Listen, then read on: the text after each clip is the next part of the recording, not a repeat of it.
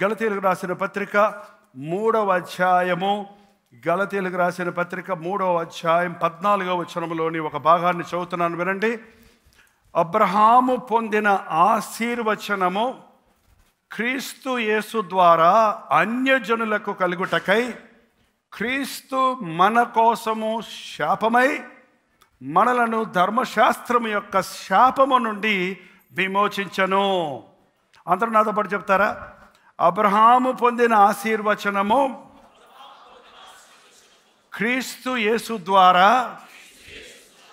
అన్యజనులకు కలుగుటకై క్రీస్తు మన కోసము శాపమై మనలను ధర్మశాస్త్రము యొక్క శాపము నుండి విమోచించెను. నిజం చెప్పాలంటే మనం అన్యజనులం, అందరం అన్యజనులమే. మన తాత ముత్తాతలు, మనమే కాదు, దేశ ప్రపంచంలో ఉన్న దేవుడు కోరుకున్న అబ్రహాము సంతానమైన ఇశ్రాయేలీలు తప్ప మిగిలిన వారు అందరూ అన్యులే. కానీ ఈ రోజున అన్ని జాతుల వారు, అన్ని భాషల వారు, అన్ని దేశాల వారు యేసే రక్షకుడని గుర్తించి ఆయన్ని నమ్ముకొని జీవితాలలో గొప్ప అద్భుతమైన ఆశీర్వాదాలు పొందుతున్నారంటే దానికి కారణం మన కొరకు ప్రభువు శాపమై ఆనాడు ఆ అబ్రహాముకి ఇచ్చిన ఆశీర్వాదాన్ని మనకివ్వటం కొరకు. ఆశీర్వాదము అంటే ఎంతమందికి తెలుసో చూపించండి. అయ్యో, ఆశీర్వాదం అంటే కూడా తెలియదట. ఆశీర్వాదం అంటే, ఆశీర్వాదాలు అంటే ఏంటండి? డబుల్ బెడ్రూమా, ట్రిపుల్ బెడ్రూమా, మ్యాన్షన్సా, కార్లా, ఉద్యోగాల, వెండి బంగారాలా? ఏంటి ఆశీర్వాదాలు? తెలీదా? పోనీ శాపము అంటే ఏంటి? అది తెలీదా? అయ్యో. ఈ సంవత్సరాంతంలో మీరు ఆశీర్వాదాలు పొందుతున్నారా, శాపాలు పొందుతున్నారా? శాపం కింద ఉన్నారా, ఆశీర్వాదాలు వెంటాడుతున్నాయా? పరీక్షించుకోండి. ఆశీర్వాదం ఉందా లేదా? ఈ లోకంలో ఉన్నప్పుడు ఎప్పుడు మనుషుడికి ఏదో ఒక కొరత ఉంటుంది. లోకంలో ఉన్న వాళ్ళందరూ మనల్ని అభినందించరు, మనల్ని సన్మానించరు, మనతో ప్రేమగా మాట్లాడరు, మనకు సపోర్ట్ చేయరు. ఖచ్చితంగా విరోధులు ఉంటారు, ఖచ్చితంగా ఎగతాళి చేసేవాళ్ళు ఉంటారు, బాధ పెట్టేవాళ్ళు ఉంటారు, పోరాడే వాళ్ళు ఉంటారు. కానీ ఆ సమయంలో కూడా నీ సమాధానాన్ని నువ్వు కాపాడుకోగలుగుతున్నావంటే నువ్వు ఆశీర్వాదం ఉందన్నమాట. నన్ను వచ్చి నా మూడు పాడు చేశాడు. ఏం పాడు చేశాడు? మూడు పాడు చేసేసాడు. ముట్టుకుంటే మూడు పాడైపోతుందంటే నీకు ఆశీర్వాదం లేదు. శాపాల గురించి చెప్పటం పండగ పూట ఇష్టం లేక ఆశీర్వాదం లేదని ఇటుపక్క నుంచి తిరిగి వచ్చానండి. ఇక శాపాలు ఏంటో మీరే లెక్క పెట్టుకోండి. కానీ యేసు ప్రభు ఎందుకు వచ్చాడు ఈ లోకానికి? ఎందుకు యేసుక్రీస్తు ఈ లోకంలోనికి వచ్చాడు? ఎందుకు ఆయన శిశువుగా జన్మించాడు? ఒక్క మాటలో చెప్పాలంటే నీ శాపాన్ని తీసివేయడానికి. చెప్పండి, నా శాపాన్ని నుంచి నన్ను విడిపించడానికే ప్రభు ఈ లోకంలోనికి వచ్చాడు. శాపం తీసేసి వెళ్ళిపోయేవాడు కాదు, శాపానికి బదులు ఆశీర్వాదాన్ని అక్కడ రీప్లేస్ చేసేవాడు. శాపాన్ని తీసి ఏం పెడతాడు అక్కడ? ఆశీర్వాదం. అబ్రహాముకి ఇచ్చిన ఆశీర్వాదం. అబ్రహాముతో చెప్పాడు, అబ్రహాము నువ్వు నా మాట విను, నేను చూపించే దేశానికి రా, నాకు విధేయుడు అయితే నేను నిన్ను ఆశీర్వదిస్తాను. ఒక్కసారి 12వ అధ్యాయం ఆదికాండంలోనికి వెళ్దాం. చూడండి, ఆదికాండం 12వ అధ్యాయం.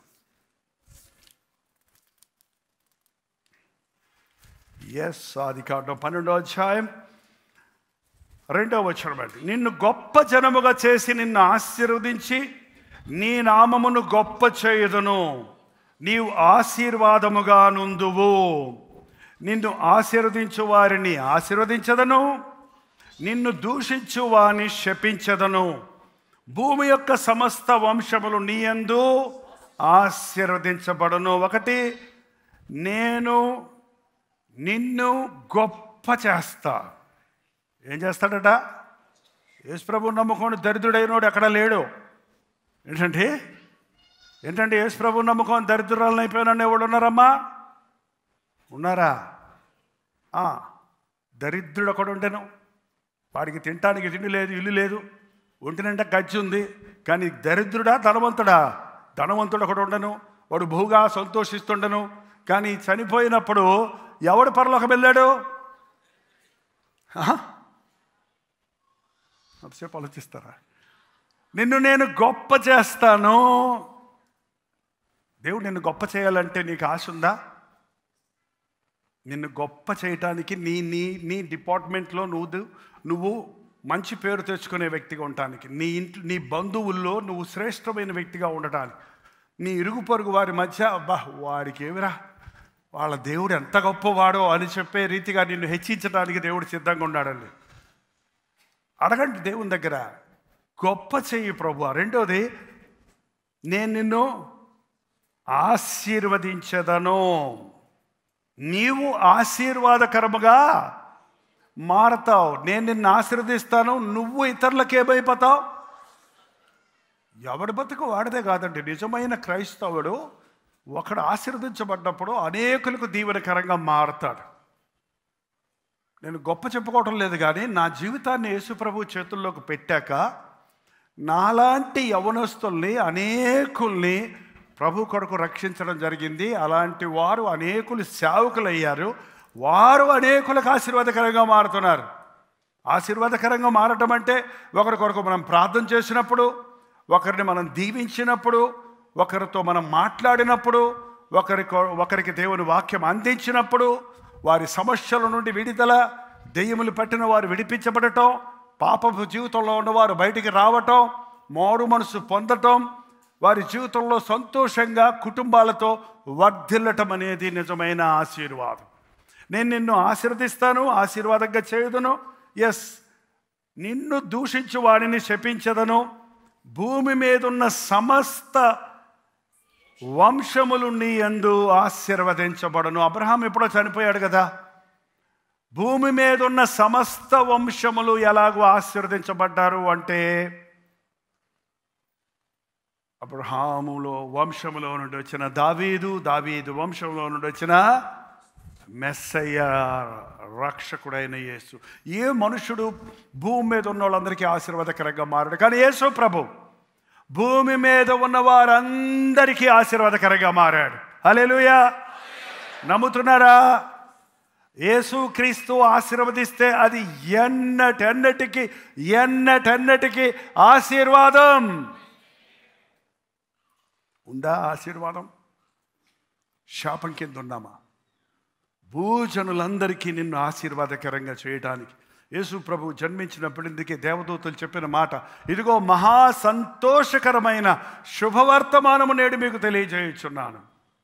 ఏంటంటే అది, నేడు రక్షకుడు మీ కొరకు పుట్టాడు. దూతలు వచ్చి పాటలు పాడాయి, సర్వోన్నతమైన స్థలములలో దేవునికి మహిమ, ఆయనకిష్టులైన వారికి భూమి మీద సమాధానము. సమాధానం కోసం మనుషుడు కుస్తీలు పడుతున్నాడు అండి. ఎందుకయ్యా తాగుతాను అని అడగండి. మనసుకు నెమ్మది లేదండి. పబ్బులకి వెళ్ళేవాళ్ళు, క్లబ్బులకి వెళ్ళేవాళ్ళు, ఏంటంటే బార్స్కి వెళ్ళేవాళ్ళు, మూవీస్కి వెళ్ళేవాళ్ళు, దేనికోసం వెళ్తున్నారని అడగండి. నాకు మనసుకు నెమ్మది కావాలి. ఎక్కడుంది నెమ్మది? యేసు ప్రభు దగ్గర మాత్రమే ఉంది. ఈ లోకంలో వచ్చే నెమ్మది కొంచెంసేపేనండి, తాత్కాలికమైంది. అది అల్పకాల పాప భోగం అన్నాడండి. ఆ మత్తున్నంతసేపే, మత్తులో నుంచి బయటకు వచ్చిన తర్వాత మళ్ళీ నీకు బాధే, మళ్ళీ ఎక్కువైపోతుంది, నీ సమస్యలు ఎక్కువైపోతుంది, నిందలు, అవమానాలు, కరువు, నష్టం. నిజమైన సమాధానం ఇవ్వడానికి యేసు ప్రభు ఈ లోకంలోనికి వచ్చున్నాడు. ఇవాళ ఎంతమంది తాగుబోతులు, వ్యభిచారులు, దెయ్యములు పెట్టిన వారు, మూర్ఖులు, అవిశ్వాసులు ఈ రోజున నిజ దేవుడైన క్రీస్తుని కనుగొని వారి జీవితాల్లో ధన్యులవుతున్నారు. ఎందుకంటే యేసు క్రీస్తు మన మీద ఉన్న శాపాన్ని తీసివేసి ఆశీర్వాదం, క్రీస్తు మన కొరకు శాపమాయను. అసలు నేను ఈ మాట చదువుతున్నప్పుడు నా గుండె మండిపోతుందండి. నా కోసం పరలోకాన్ని వదిలిపెట్టి భూలోకానికి వచ్చిన ప్రభు శాపం అంటే ఏంటో తెలియని ప్రభువు శాపాన్ని భరించి అవమానము, నిందలు, శ్రమలు, శారీర శ్రమ, మానసిక శ్రమ, ఆధ్యాత్మిక వేదన ఎన్ని అనుభవించాడో ఆయన చూసినట్లయితే, ఆయన ముఖం మీద ఉమ్మి వేస్తే ఎవరిదైనా తుప్పరబడితేనే మనకి ఎంత కోపం వస్తుందో, ముఖం మీద ఉమ్మి వేశారు ఆయన్ని.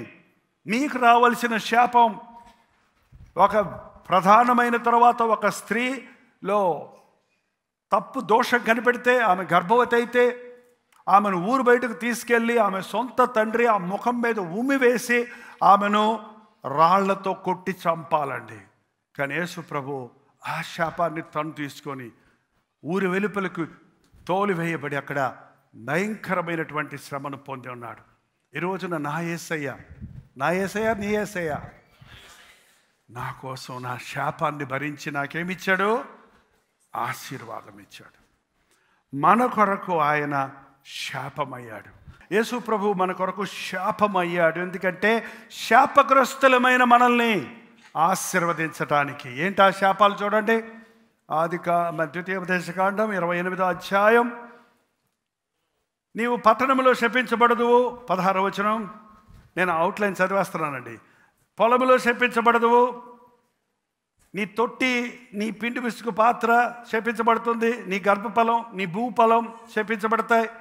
నువ్వు లోపలికి వస్తే శాపం, బయటికి వెళ్తే శాపం. ఏంటండి?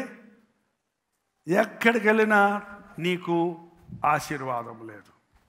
లోపలికి వస్తే శని, గొడవ, ఇంట్లో నరకం, బయటికి వెళ్తే యాక్సిడెంట్లు, బయట వాళ్ళతో గొడవ.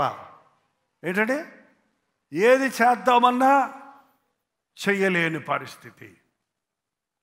అది శాపం. రెండోది తెగులు. నిన్ను క్షీణింపజేయు వరకు యెహోవా తెగులు నిన్ను వెంటాడును. క్షయరోగము, జ్వరము, మంట, మహాతాపము, ఖడ్గము, కంకి కాటుక, బూజు. అబ్బో, ఫంగస్ ఇన్ఫెక్షన్ అండి. ఫంగస్ ఇన్ఫెక్షన్ అంటే ఏంటి? బూజు. సన్ బర్న్స్ అండి. మొహం అంతా ప్యాచెస్ అయిపోతున్నాయి, సన్ బర్న్స్. ఇప్పుడేందో సన్ స్క్రీన్ రాసుకోవాలి ఖచ్చితంగా అని ఒకళ్ళు వచ్చేసింది. ఇప్పుడు నాకు చాలామంది చెప్తారు, మీరు అస్తమానం లైట్ల మీద ఉన్నారు, సన్ స్క్రీన్ రాసుకోండి, లేకపోతే చర్మం అంతా, తోలంతా మాడిపోద్ది. నా ప్రభు ఉండండి అయ్యా, మాడిపోకుండా చూసుకోవడానికి. ఏంటంటే ఓజోన్ అనే లేయర్ ఉంది. సూర్యుడు డైరెక్ట్గా మన మీద పడకుండా దేవుడు పెట్టాడు. దీన్ని వీళ్ళు ర్యాకెట్స్ పంపించి, మిసైల్స్ పంపించి, అవి చేసి ఈ చేసి చిల్లులు పెట్టేశారు. సూర్యరశ్మి డైరెక్ట్గా మనిషి మీద పడుతుంటే ఏమవుతున్నాయి? రకరకాల స్కిన్ ఇన్ఫెక్షన్స్ వస్తున్నాయి. ఎంతమంది స్కిన్ డిసీజ్తో ఉన్నారు తెలుసా అండి? ఎంతమంది స్కిన్ ఇన్ఫెక్షన్స్ వచ్చాయి? ఎందుకు? దేవుడిచ్చిన చక్కటి చర్మానికి. దీని గురించి స్టడీ చేస్తే ఎంత చక్కగా చలికాలంలో అది ముడుచుకోవడానికి, ఎండాకాలంలో తెరుచుకోవడానికి ఆ శ్వేతగ్రంథులను పెట్టి ఎంత అమర్చాడో. You can study and you will wonder how wonderfully God has created us. కానీ మనుషుడు పాడు చేసుకున్నాడు, ఆరోగ్యం పాడు చేసుకున్నాడు. రోగాలు రోగాలు రోగాలు, ఎక్కడ చూసినా రోగాలు. ఓటమి. 27వ వచనం. పుంటి చేత, మూలవ్యాధి చేత, కుష్టు చేత, గజ్జి చేత, ఎవరు ఆయన, అలర్జీలు చాలామందికి. ఏంటండి? వెర్రితనము, ఫూలిష్నెస్, గుడ్డితనము, హృదయ విస్మయము, డిప్రెషన్.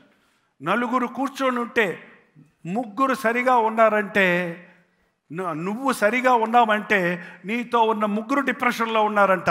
అది ఆ రేషియోలో డిప్రెషన్ కొనసాగుతుందని లెక్కలు కట్టారు ఈ రోజుల్లో. నీవు సమాధానంగా ఉండగలుగుతున్నావంటే ముగ్గురులో, నలుగురిలో దేవుణ్ణి కృప చూపించాడు, నీకు ఆశీర్వాదం ఉంది. నీ చుట్టూ ఉన్న ముగ్గురు డిప్రెషన్లో ఉన్నారు. రకరకాల మానసిక వ్యాధులు, మానసిక డిప్రెషన్, కృంగిపోతున్నారు. నా చేత కాదు, నేను చెయ్యలేను, నేను పనికిరాను, ఇన్ఫీరియారిటీ, సెల్ఫ్ పిటీ, ఇవన్నీ కూడా బయటికి రోగాల్లో కనపడవు. కానీ మానసికమైనటువంటి ఆందోళనలతో ఉన్నవారు ఎందరో ఉన్నారండి. అందుకే ఈ బీపీలు, ఈ యొక్క డయాబెటిక్ పేషెంట్స్ ఎక్కువైపోతున్నారు. ఈ థైరాయిడ్ ఈ రోజుల్లో తెగ పెరిగిపోతున్నాయి. ఎందుకు ఈ రోగాలు వచ్చినాయి? ఒక 50 ఏళ్ల క్రితం థైరాయిడ్ అంటే ఎవరికి తెలియదండి. ఇప్పుడు ప్రతి ఒక్కరు థైరాయిడ్ ప్రాబ్లం ఉందని చెప్తున్నారు. అది మన శరీరం అంతటిని జాగ్రత్తగా కంట్రోల్ చేసే ఒక గ్రంథి. ఆ థైరాయిడ్ ఇన్ఫెక్ట్ అయినప్పుడు నువ్వు ఓవర్ వెయిట్ అన్న అయిపోతావు, లేకపోతే ఇది చీపురు పొలలాగా అయిపోతావు అని అనేక శరీర కార్యాల మీద అది క్రియ జరిగిస్తుంది. గర్భము ధరించకపోవడానికి కూడా అది వన్ ఆఫ్ ద రీజన్ అట. ఇట్లా చూసినట్లయితే శాపము, మనుషుడు శాపము కింద ఉన్నాడు, రోగాల్లో ఉన్నాడు, నిరుద్యోగ సమస్య, ఆర్థిక ఇబ్బందులు, అప్పులేనండి, అప్పులతోనే బతుకుతున్నాడు. అప్పులతోటే దేశాలు బతుకుతున్నాయి. మన సంగతి పక్కన పెట్టండి. మన పిల్లలు మూడు తరాల పిల్లలు కట్టగలిగినంత అప్పు చేసి పెట్టారు మన ఒక్కొక్క దేశంలోనూ. మనమే కాదు, ఎట్ట కడతారంటారేమో, tax, GST, OST, EST, PST, లా ఎస్టీ గెన్నొస్తాయో చూడండి. బాబా 2 ఇడ్లీ తింటే నువ్వు ఎంత పన్ను కడుతున్నావో చూసి తినండి. ఈసారి మర్యాదగా ఇంట్లో వండుకొని తినండి. హోటల్కి వెళ్ళి కొనుక్కుంటూ ఉంటారు. ఏంటంటే శాపం. కష్టపడుతున్నాడు మనుషుడు, జీతం మిగలటల్లా, చిన్న సంచిలో వేసినట్టు అయిపోయింది. ఓడిపోతున్నాడు, ఎక్కడ చూసినా సమాధానం లేదు. ఏదో చక్కగా వండుకుంటాడు, తినడం. ఇదంతా చదవండి, మీరు తర్వాత తెలుస్తుంది. నువ్వు కుమార్తెలను కందువు, కుమారులను కందువు, కానీ వారు నీ యొద్ద ఉండరు. కొంతమందికి పిల్లలు లేరని సమస్య, కొంతమందికి పిల్లలు ఉన్నారు. ఏం సమస్య? మా పిల్లలు మమ్మల్ని పట్టించుకోరు. నువ్వు పిల్లల్ని కంటావు కానీ, పిల్లల కోసం రాత్రి మగళ్ళు కష్టపడతావు కానీ, ఆ పిల్లలు నిన్ను ఆదరించకపోతే, ఆ పిల్లలు నీకు తోడుండకపోతే నీకు ఆశీర్వాదం ఏది? నీ వృద్ధాప్యంలో నీ బిడ్డలు నీకు తోడు ఉంటారు, అది ఆశీర్వాదం. నేను శాపాలు వదిలేసి ఆశీర్వాదంకి వెళ్తానండి. ఎందుకంటే మీరు భయం వేస్తున్నట్టుంది. మీకు భయం రావాలి, భయము రావాలి, గ్రహింపు రావాలి. ఆటోమేటిక్గా ఆశీర్వాదాలు రావు. శాపాలు మాత్రం రెడీగా ఉంటాయి, పిలవకుండానే వచ్చి కూర్చుంటాయి మీ ఇంట్లో. పిలవక్కర్లేదు నువ్వు ఆశీర్వాదాలు, మీ శాపాలని. అవి ఆటోమేటిక్గా తిరుగుతూనే ఉంటాయి. అంట ఎవడు దొరుకుతాడు, వీడు బాగున్నాడు. ఈయన్ని అయ్యోబు దగ్గరికి వెళ్ళి ఏం చేసింది సాతాను? ఈయన్ని శాపగ్రస్తుడిని చెయ్యాలి. చేసుకోవాయ్, నా బిడ్డ నా యందు విశ్వాసం ఉంచాడు. నువ్వు ఎంత చెప్పించినా నేను ఆశీర్వాదాలు ఇస్తుంటాను కాబట్టి వాడు మాత్రం నన్ను వదిలిపెట్టాడు. ఆస్తి పోయింది, బిడ్డలు పోయారు, ఆరోగ్యం పోయింది. యెహోవా ఇచ్చెను, యెహోవా తీసుకొనను. చివరికి ఆశీర్వదించబడ్డా, అలాగే చచ్చిపోయాడా? ఎంత ఆశీర్వదించబడ్డాడు? 2 అంతలు ఆశీర్వదించబడ్డాడు. నీ దేవుడు నీకేం చేశాడు అన్నవాళ్ళు నోటి మీద చెయ్యి పెట్టుకున్నారు. ఊరు నాయనో, యోబు దేవుడు ఏం దేవుడయ్యా, తీసినట్టే తీసి 2 అంతలు చేతిలో ఉన్న చిన్న గారి ముక్క పీకేసి ఇంత బూరలు బుట్ట ఇచ్చాడు అనుకో, నీకు ఎట్లా చెప్పు? అట్లా చేస్తున్నట్టు అనిపిస్తుంది. ఒకవేళ సాతాను నీ దగ్గర ఉన్నదాన్ని పీకేసినా నీకు దానికంటే అనేక రెట్లు ప్రభు, నీ అధికారి నీ మీద కోప్పడి నీ ఉద్యోగం పీకేస్తే నీకు దానికంటే మంచి ఉద్యోగాన్ని దేవుడు ఇస్తాడు. నీవు ఒక సోర్స్ నుంచి నువ్వు ఎదురు చూస్తున్న ఆ రాబడి నీకు రాకపోతే నువ్వు ఎక్స్పెక్ట్ చేయని మరొక చోటు నుంచి నీ అవసరతలన్నీ తీరే సహాయాన్ని ఇస్తాడు. అది ఆశీర్వాదం. ఊరికి గంటలు ప్రసవం అక్కర్లా. ఇవాళ నేను ఆశీర్వాదంలో ఉన్నానా, శాపంలో ఉన్నానా? ఇది మీరు ఇంటికి వెళ్ళిన తర్వాత కూర్చొని ఆలోచించాలి. ఎన్ని విషయాల్లో నేను ఆశీర్వదించబడ్డాను, ఎన్ని విషయాల్లో నేను శాపగ్రస్తుడిగా ఉన్నాను. రెండోది, వెంటనే ఎందుకు నాకు శాపం ఉండాలి? నాకు ఆశీర్వాదాలు తెచ్చిన ప్రభువు ఉన్నాడు కాబట్టి నేను మనుషుల్ని అడుగుతున్నాను, నేను కుస్తీలు పడుతున్నాను, నేను సొంత ప్రయత్నాలు చేస్తున్నాను, కానీ నాకు దీవెన రావటం లేదు. నేను వెళ్ళి నా ప్రభు దగ్గర, నీవు నన్ను ఆశీర్వదిస్తే కానీ నేను నిన్ను విడిచిపెట్టను. యాకోబు అనుకున్నాడు, వస్తు వాహనాలుంటే ఆశీర్వాదం, గొర్రెలు మేకలుంటే ఆశీర్వాదం, 1-2 భార్యలు, ఎంతమంది పిల్లలండి? అప్పటికి 11 మంది పిల్లలు. అవన్నీ ఆశీర్వాదం కాదని తెలిసిపోయింది. దేవుని దగ్గరకు ఒంటరిగా వెళ్ళాడు. అయ్యా, ఇవన్నీ భూ సంబంధమైన ఆశీర్వాదాలు కాదు, నాకు మనసుకు నెమ్మది కావాలి. నా మామ శత్రువయ్యాడు, నా అన్న శత్రువయ్యాడు, నాకు మనశ్శాంతి లేదు, నేను మోసపోయాను, నష్టపోయాను, నువ్వు నన్ను ఆశీర్వదించమంటే అప్పుడు దేవుడు చెప్పాడు, ఇక మీద నువ్వు మోసగాడివి కాదు, ఇశ్రాయేలు అని. ఇశ్రాయేలు అంటే దేవుని కుమారుడు, రాజకుమారుడు. ఈ రోజున యేసు ప్రభు ఈ లోకానికి వచ్చింది ఎందుకంటే నిన్ను ఆ లోకానికి తీసుకెళ్తానికి. ఈ భూమిలో సాతాను చేతుల్లో పడి నలిగిపోతున్న నిన్ను విడిపించి పరలోకంలో తనతో పాటు కూర్చుండబెట్టుకోవడానికి ప్రభు ఈ లోకంలోనికి వచ్చాడండి. క్రిస్మస్ని లేక క్రీస్తు జననాన్ని ఒక చిన్న విషయంగా చూడకండి. ఇది నీ కోసమే. ప్రజలందరికీ వేరే సంగతి. నా కోసం నా యేసయ్య వచ్చాడు, నా కోసమే సెలవులో ఆయన మరణించాడు. నేను నమ్మాను, నా జీవితం దీవించబడింది, నా కుటుంబం ఆశీర్వదించబడింది, నేను అనేకులకు ఆశీర్వాదకరంగా ఉన్నాను. నువ్వు నమ్మి నువ్వు దీవించబడినప్పుడు నీవు నీ ఇంటి వారికి, నీ సొంత వారికి, నీ దేశం వారికి, నీ ప్రజలకు నీవు ఆశీర్వాదకరంగా మారుతావు. కాబట్టి నాకు ఆశీర్వాదం కావాలి. జనులందరికంటే నిన్ను హెచ్చిస్తాను, నిన్ను దీవిస్తాను. నీ పొలములో దీవెన, నీ పంటలో దీవెన, నీ ఎడ్లలో దీవెన, నీ పిండి పిసుకు పాత్రలో దీవెన, నీ వంటలో దీవెన, ఏంటంటే నీ త్రోవలో దీవెన. అక్కడ చూడండి చాలా ఉన్నాయి. 28వ అధ్యాయం 1 నుంచి 8వ వచనాల వరకు. నీవు చేసే పనులన్నిటిలో దీవెన, నీవు చేసే ప్రయాణాలన్నిటిలో దీవెన, నీవు అన్ని విషయాల్లో కూడా ఆశీర్వదించబడతావు, ఆశీర్వదించబడతావు, ఆశీర్వదించబడతావు. అప్పిచ్చదవ కానీ అప్పులు ఉన్నోళ్ళు అందరూ చేయి చూపిస్తారా? మీకెందుకు పాస్టర్ గారు, మీరేమైనా తీరుస్తారా అనకండి, ప్రార్థన చేద్దాం. ఎస్, అప్పులు ఉన్నోళ్ళు అండి, పర్వాలేదు. కొంచెం మంది మీ అమ్మ నాన్న అప్పు చేసి ఉంటారు, మీకేముంటుంది యవనస్తులకి? అవును, అప్పులు లేవండి, మాకు అప్పుల కార్డు ఉందన్నాడు ఆయన. ఏంటది? అప్పుల కార్డు. అచ్చ తెలుగులో మాట్లాడితే క్రెడిట్ కార్డు అంటే అర్థం ఏంటి? అప్పుల కార్డు. అది పట్టుకోండి, వాళ్ళ నుంచి అప్పుల కార్డు ఉంది నా దగ్గర అని చెప్పండి. అది ఎంత గీస్తున్నారో కొంచెం చూసుకోండి. కళ్ళు మూసుకొని గీసేసి తర్వాత వాటితో రోజు తిట్టించుకోకండి. ఏంటంటే క్రెడిట్ లిమిట్ దాటిపోయిందని నీకు ఫోన్ కాల్స్ వస్తాయి. తొందరగా క్రెడిట్ కడతావా లేకపోతే యాక్షన్ తీసుకోవాలని బెదిరింపులు వస్తాయి.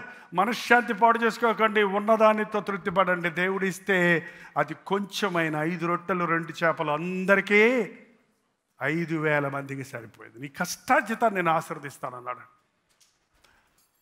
ఈ క్రిస్మస్కి వచ్చిన మిమ్మల్ని అందరినీ దేవుడు ఆశీర్వదించను గాక. మీ శాపములన్నీ భరించిన క్రీస్తు మీ హృదయాలలో నివసించి మిమ్మల్ని ఆశీర్వదించను గాక. నాలో ఈ శాపం ఉంది అన్నవారు, గుర్తించిన వారు, నేను శాపాలలో ఉన్నాను, అన్నీ కాకపోయినా ఏవో కొన్ని నన్ను వెంటాడుతున్నాయి అన్నవాళ్ళు ఏమనుకోకుండా, అనుకుంటే మీ మనసులో అనుకోని చేయి చూపిస్తారా?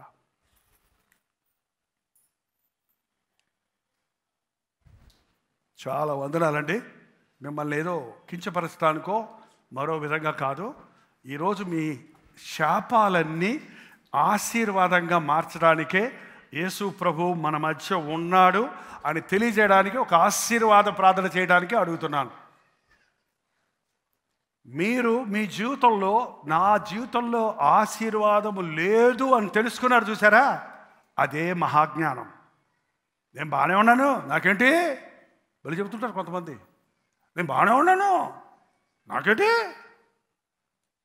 పైన పటారం లోన లోటారం. ఏంటంటే కొంతమంది వాడు ఎలాగ ఉన్నాడో వాళ్ళకి తెలియదు, వాళ్ళ గురించి దాని గురించి ఆలోచించుకోరు. నాకేమయ్యా, అప్పులుంటే ఇంకో చోట అప్పు తీస్తా, అప్పు తీసి ఎప్పుడు కడతా, ఇక్కడ తీసి ఎక్కడ కడతా, అక్కడ తీసి అక్కడ కడతా, అక్కడ తీసి అక్కడ కడతా, ఇక్కడ తీసి ఇక్కడ కడతా, అంతే. ఈ గొయ్యి పొడుస్తానికి ఆ గొయ్యి తీస్తా, ఆ గొయ్యి పొడుస్తానికి ఈ గొయ్యి తీస్తా, ఈ గొయ్యి పెడతానికి ఆ గొయ్యి తీస్తా. గొయ్యి తీరలేదుగా. ఏంటండి, ఒక వైద్యుడి దగ్గరికి వెళ్తే మన జబ్బేంటో డయాగ్నోస్ చేస్తే దానికి మెడిసిన్ ఇవ్వటం చాలా సులభం అంట. అందుకనే జబ్బును తెలుసుకోవడానికే స్కానింగ్లు, ఎక్స్రేలు, బ్లడ్ రిపోర్టు, అది ఏం టెస్ట్లో పెడతాడు చూడు. 3-4 వేలు 5 వేలు బిల్లులు అయిన తర్వాత 100 రూపాయలు మాత్రం 50 రూపాయలు మాత్రం ఇచ్చి పంపిస్తాడు, అంతే.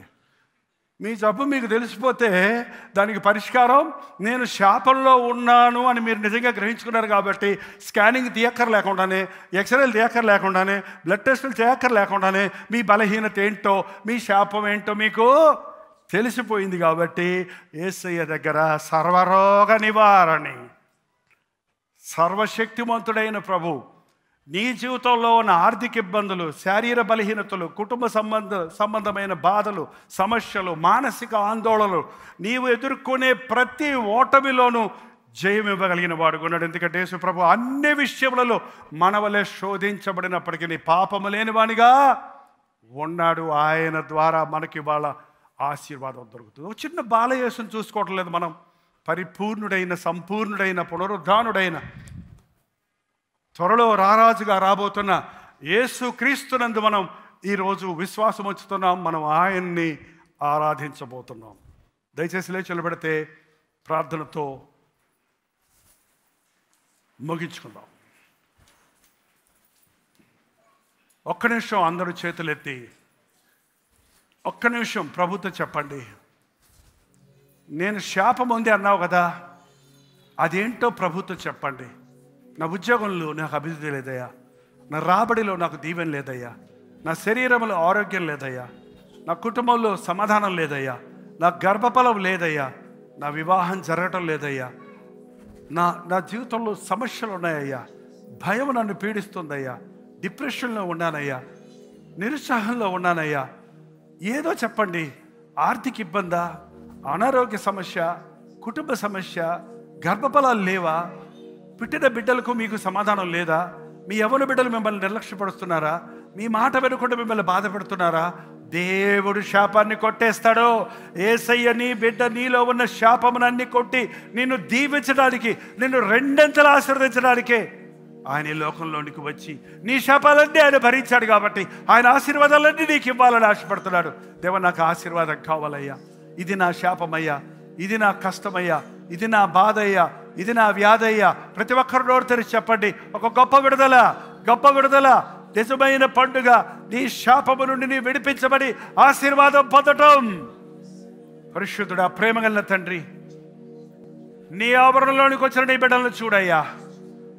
నీ బిడ్డలమని చెప్పుకుంటూ ఇంకా ఎవరెవరు శాపగ్రస్తులుగా ఉన్నారో, ఇంకా ఎవరిని సాతాను శాపములో నడిపిస్తూ ఉన్నాడో, అట్టి వారిని ఈ సమయంలో నజరేయుడైన యేసుక్రీస్తు నామములో విడుదల చేయుచున్నాము నాయన. నా దేహంలో అనారోగ్యం అన్నది, ఎన్ని మందులు వాడినా,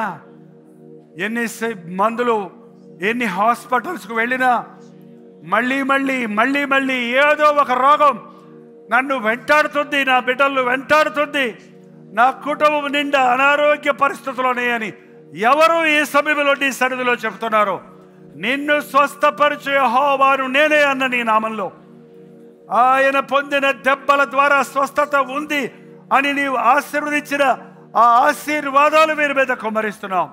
నజరేయుడైన యేసుక్రీస్తు నామములో ప్రతి అనారోగ్యమును నాయన, చర్మ సంబంధమైన వ్యాధులను, గుండె సంబంధమైన వ్యాధులను, కిడ్నీ సంబంధమైన వ్యాధులను, లంగ్స్ సంబంధమైన వ్యాధులను, జ్వరములను, బలహీనతలన్నిటినీ నీవు సిలువలో భరించి ఉన్నావు కనుక ఇదిగో ఈ సమయంలో ప్రతి విధమైన రోగమును, నానా విధములైన రోగములను స్వస్థపరిచిన నజరేయుడైన యేసుక్రీస్తు నామములో స్వస్థపరుచున్నాము తండ్రి.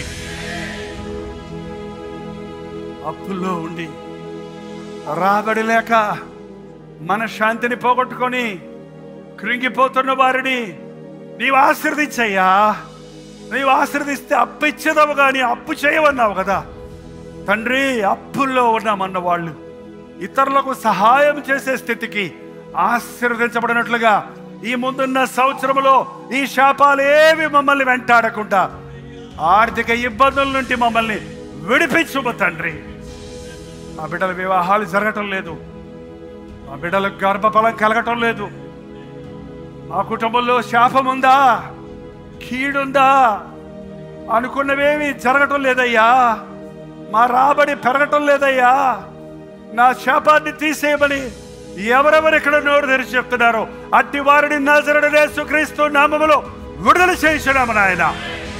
ఇది మొదలుకొని నేను మిమ్మల్ని ఆశీర్వదించదనన్న మాట అక్షరాల ఈ ఆవరణలో కూడి వచ్చిన ఒక్కొక్కరి పట్ల నెరవేరడానికి సహాయం చేయము. డిప్రెషన్లో ఉన్న వారి కోసం ప్రార్థిస్తున్నాము. మానసిక ఆందోళనతో ఉన్నవారు, ఎమోషనల్గా బ్రేక్ డౌన్ అవుతున్నవారు, నిమిషానికి తెలియకుండానే కోపగిస్తూ, తెలియకుండానే అలుగుతూ, తెలియకుండానే దూషిస్తూ, తెలియకుండానే మృగాల్లాగా అరుస్తూ ఒక కంట్రోల్ లేని జీవితంలో ఉన్న వారిని ఈ సమయంలో నీ ప్రశాంతతను, నీ సమాధానమును వారికి ఆశీర్వాదకరంగా దయచేయమని ప్రార్థిస్తున్నామయ్యా. ఎవరిలో ఎవరికి ఏ ఇబ్బంది ఉందో, ఏ బలహీనత ఉందో, ఏ శాపము మమ్మల్ని తరతరాలుగా వెంటాడుతూ ఉందో, మా పితరుల దోషాలుడైన నీవు సిలువలో భరించావు కనుక ఆ జీన్స్ ద్వారా వచ్చే ప్రతి రోగాన్ని నీ నామంలో గద్దిస్తున్నామయ్యా. పితృపారంపరమైన వ్యర్థ ప్రవర్తన వల్ల కలిగే కీడు నుండి మమ్మల్ని విడిపించుము తండ్రి. ఇది మొదలుకొని నాయన, నా దేవుడు నన్ను ఆశీర్వదిస్తున్నాడని, నన్ను ఆశీర్వదించడానికి ఆయన శాపమయ్యాడు. నా శాపాలన్నీ సిలువలో ఆయన మోసాడు. ఆయన పొందిన దెబ్బల ద్వారా నాకు స్వస్థత ఉంది. ఆయన చిందించిన రక్తము ద్వారా నాకు పాప క్షమాపణ ఉంది. ఆయన చేసిన శిలువ యాగము ద్వారా నాకు పరలోక రాజ్య ప్రవేశం ఉందన్న విశ్వాసముతో వెళ్ళడానికి ఇక్కడి నుంచి సహాయం వచ్చాయి. ఈ మీటింగ్ ముగించిన పరిశుద్ధాత్మ కార్యాలు మా హృదయాలలో కొనసాగించమని యేసు క్రీస్తు నామములో అడుగుచున్నాము తండ్రి. ఆమేన్.